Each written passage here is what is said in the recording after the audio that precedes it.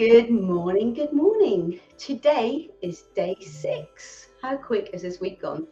And it's day 6 of our Crush Your Inner Critic Reset series. Now, yesterday, if you were here, we were talking about recognizing your self-talk and how that can impact your sense of self-worth, how it can silently sabotage you and create self-doubt, which obviously ultimately limits your happiness and how you feel in life. So this is the first time you're joining me and the 10-day Crush Your Inner Critic Reset series. Welcome, welcome. Glad to have you here. And you can access all the other earlier trainings through the website by just clicking on Action Steps. And I'm Pamela Hartnell, founder and CEO of Mindful Mastery and your empowerment strategist. So today then I want to talk about the difference between making decisions as opposed to finding excuses, because we can be brilliant at both, and the impact that those have on your goals and on your life. There's a big distinction between making an excuse and making a decision, just as the same as there is when you're making a choice. When you make a choice to do something, you connect to all of your options, you exercise your right and your ability to choose. So making a decision works exactly the same way, especially when you're making a decision about big changes that you want to make. So if those goals require big changes and you're really serious about achieving them, you can't just make a half-baked decision and expect it to work, because it's not going to happen. So making decisions then is like a choice. It's about connecting with yourself, connecting with what you want, understanding why you really want it, what it's going to give you, who's going to benefit, how they're going to benefit, and why that's a good thing. Okay? There's so much to consider: who's going to be impacted and how they're going to be impacted and why that's a problem. So when you consider all of that and anything else that's important, you come to a considered conclusion, and that's what a decision is. Whereas excuses, I call them fish stories. I'll say, when my children used to say, I can't do my homework because, and I go, is that a fish story you're telling me? So, they're made up. So, or at very least exaggerated. So excuses, to me, I just got distracted by looking over there. Say hi, wherever you're tuning in from. Hi, tuning in from Australia. Excuses seem to require very little thought or consideration, because you just come up with some plausible explanation or justification why you can't do something, why you want to get out of something. And when I work with this concept in my practice, I have my clients write out what they think they can't do, and then I get them to change all the can't words to the words don't, and then we unpack that and see what it means. And High Tech Mother's just joined us and said, good morning, 3 a.m. fish stories. I know, I used to say that to my children all the time. Is that a fish story? I can't do my homework because, sure. Mark Salomon says, good morning, Mark. Thank you for joining us as well. And so, change can't to won't, and unpack what that means, and have a go and see what you come up with. So an idea that I saw, I don't know how many years ago, that if you want to reach your goals, you have to shrink the size of your butt. I actually love that, because I know whatever comes after the word but is just an excuse. Some words actually, only some, that come after the word because. I know when I was first making changes, I focused a lot on my buts and my becauses. I'd write down everything that I wanted to do and change the changes I wanted to make, and then I'd write out all my resistance that I knew I would get from other people, from myself, from a situation, and I would make that my list of buts. I can't do this because of my butt. And High Tech Mother says, haha, shrink the size of your butt. You're funny. It's so cool though, isn't it? I just think all the time, shrink the size of that butt. Does my butt look big? It's a bit like when I wanted to do my Reiki Masters. Then my biggest butt there was, I would start that course. I would do it next week, but I don't really have the money. So I put it off. And my butt was a good justification, because it was a real one. I didn't really have the money. But if I think about it, I had to ask myself, is that really true? I mean, having the money was not true, of course. I'm sorry, not having the money was true. But was that the real reason? Why did not having the money stop me? Because, I could have found that money.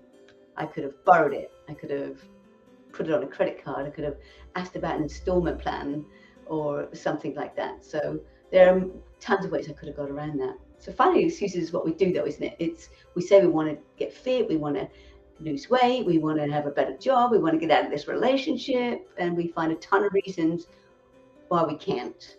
Yeah, and we commit to ourselves to staying wherever we are, and then we never grow and we never get out of that situation.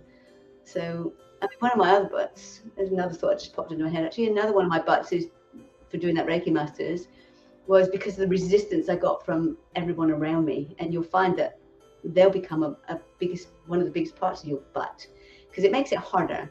You know, the constant question I got wore me down. You know, the constant barrage of, what do you want to do a Reiki course for? What's the point of it? You know, what's going to be your ROI? Yeah, I didn't care about ROI. I just love learning and I love sharing what I learned. But I was often reminded because of that you've already got a law degree you don't use, which is not entirely true, because I use my law degree every single day, finding information like that's relevant, superfluous, whatever. So you do use everything. You may not use it in the capacity like my law degree being a lawyer, but that training and that knowledge and that way to do things, structure comes out in other things. So never think that what you've got isn't relevant, and that you probably use all of the things that you've got every single day, everywhere. So it's never a waste.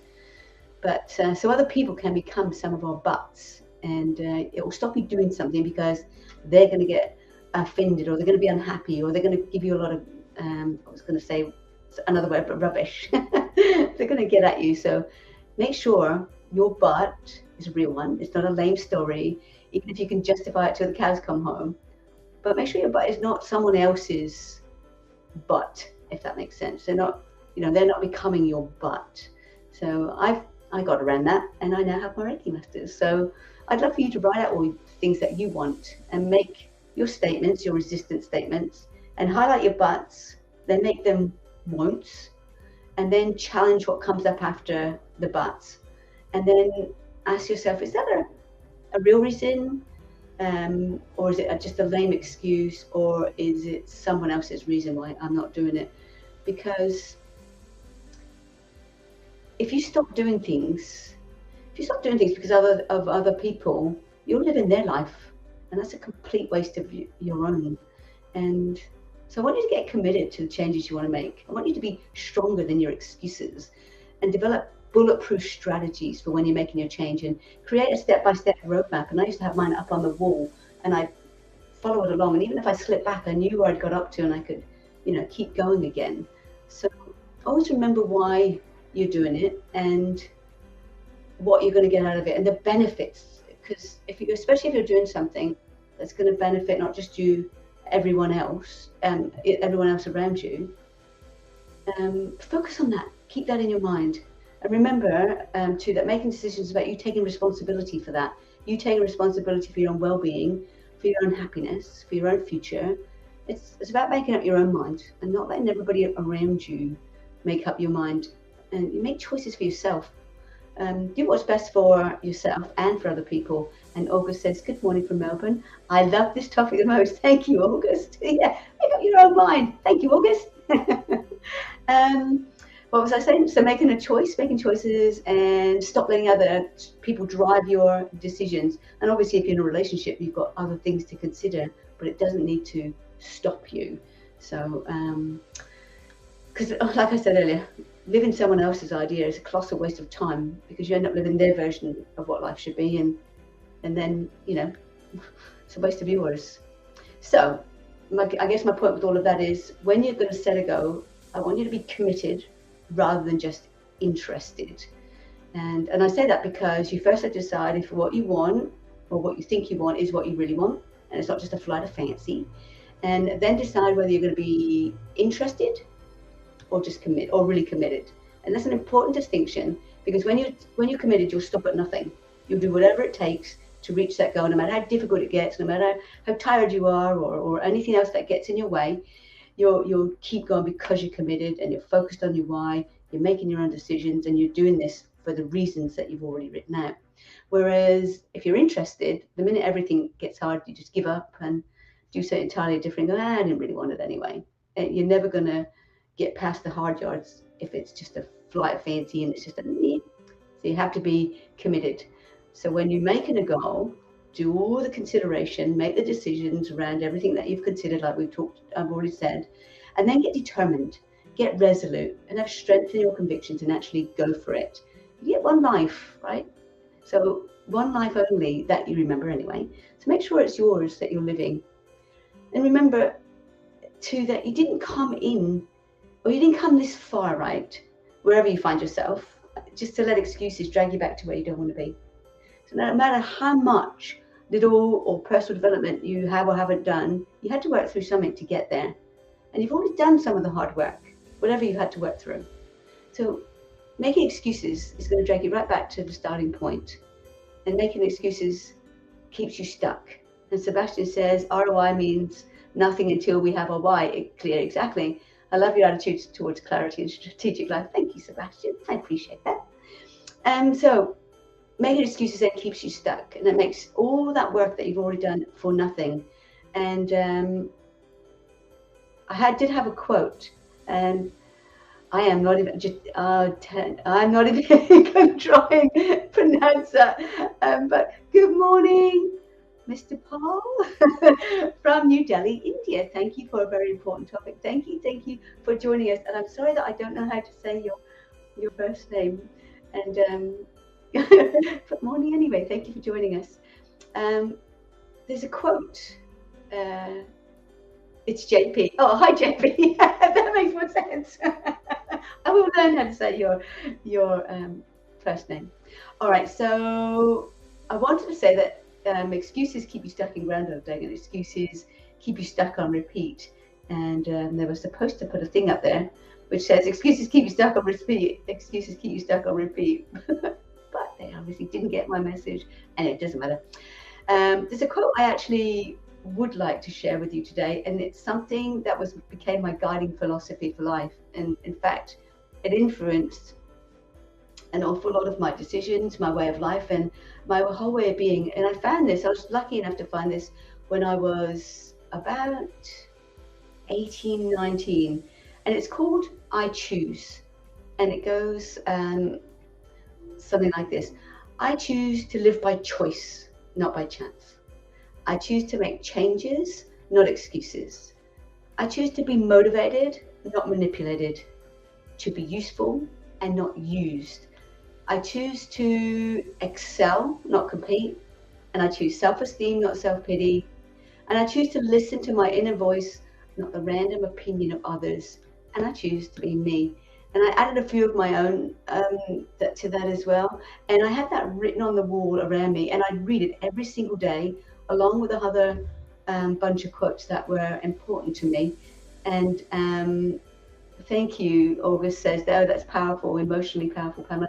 August, I absolutely loved that. And I read it all the time, and it's still my guiding philosophy, and I still read it. I could recite it like a little girl reading a nursery rhyme. I love it.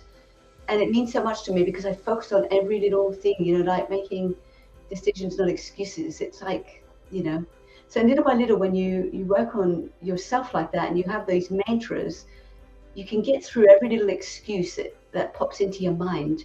And I actually released a whole lot of people from my life that weren't supportive of any of that, if they were going to get in my way for any reason and to stop me. Like I stopped people pleasing, and I stopped giving into other people's wants and needs and living their kind of a life. And August says, that very exercise just made me so charged up. Thank you, August. Thank you.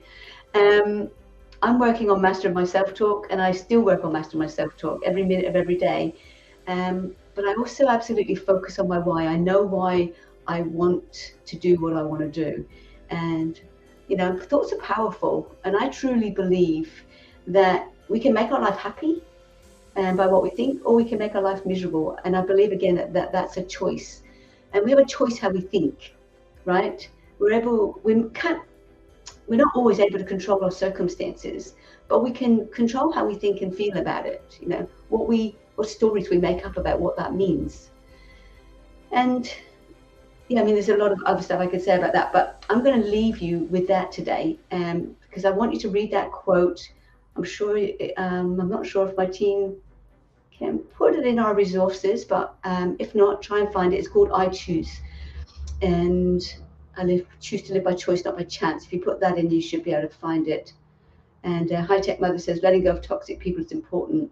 your talks are really life-changing. Thank you, High Tech Mother. I appreciate you sharing that. That's all I live for. You have to know your why, because of where I've come from. No one was there to support me, to be there for me. So hopefully my sharing these small talks in the morning has given you some tools to be able to get through what you're going through. So I'm going to leave you with that quote I left you with yesterday, that if you always do what you've always done, you'll always get what you've always gotten. So maybe it's time for a big reset. So as with every day, there's a worksheet. They are incredible talks. Thank you, August. Thank you. There's a worksheet that goes with this mini training, and you can access it by clicking on the action steps. So feel free to do that. You don't have to do that tasking. I always say that it's only an option. But if you do it, I want you to promise that you'll pay 100%. Give your all to it and be honest with yourself. Don't judge yourself. Just answer the questions. And then tomorrow when you come back, we'll be talking about goal setting. And I've got some really good stuff set up for that. And how about making commitments and how to effectively use visualization for manifesting what you want. So until then, live your life large, live it with passion, reset, be authentic, and be you. Bye for now.